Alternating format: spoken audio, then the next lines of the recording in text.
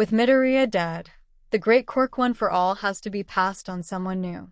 For it will fade away and society as we know it will go with it. All Might knew this. The decision was so difficult and overwhelming. YN would make a worthy symbol of peace. However, with her being missing, he might not be able to find her. Before he passes away, you see his weak-end body grows more fragile every day, and he knows he doesn't have long before he passes on.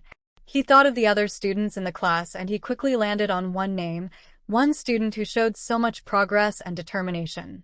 All Might's POV. Young Bakugo. He's finally back in school. I've been waiting for this. I'm his teacher, his mentor, and it's my job to make sure he's okay. I know he blames himself for my weekend state. His girlfriend's missing and his best friend's dead. I felt myself well up thinking about Midoriya, hoping and praying that Midoriya's death was quick and painless. Perhaps young Bakugo could inherit my quirk. He has a powerful quirk and such a strong determination. Even with his bad attitude, I can see the potential of the boy. I wiped the tears from my face after imagining how scared Bakugo must be in all of this, looking at my skinny, sickly arms.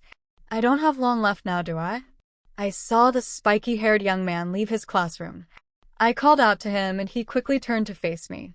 His red eyes looked so sad, but the rest of his face pulled a surprising calm expression. I'd like to talk to you after school if you're not busy. Sure, whatever. The boy snapped back at me. However, there was no malice in his tone at all. I let the boy go to lunch and returned to my office. Sickening dread filled my body, but I couldn't for the life of me figure out why. Time skip. The final bell rang. I slouched, nervous to talk to Bakugo about everything. I heard the door open. He's finally here, it's time. I guess you're wondering why I asked you to come, young Bakugo. The truth is, I'm not here to give you the same speech everyone else has. I'm sure you've heard the words. It'll be all right. Over and over, I ran my fingers through my dry, messy hair and continued. Trust me, I miss them. Both too. But I'm dying, Bakugo. These words make the angry hedgehog boy jump, tears in the corners of his eyes. My body has been weakening for so long. When I gave Midoriya my quirk, it sped up the process. Even with him gone, I can feel myself slipping away.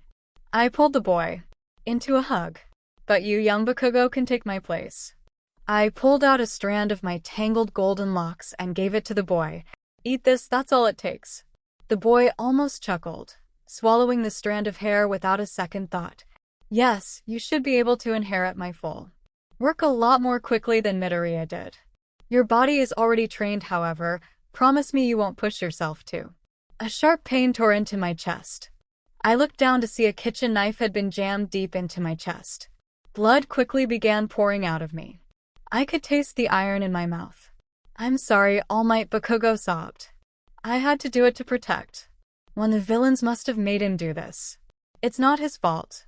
I wrapped my frail arms around the boy, holding him as tightly as I could. I don't think he was expecting me to hug him, but I feel like I have to. I don't want to go, but I choked up blood. I forgive you, young Bakugo. I collapsed onto the lad, knocking him backwards. My last breath left my lungs. My heart beats for the last time I heard Bakugo's cry echoing around the room. I grew cold as my eyes catch the last few rays of light before everything grows dark. The world symbol of peace is dead.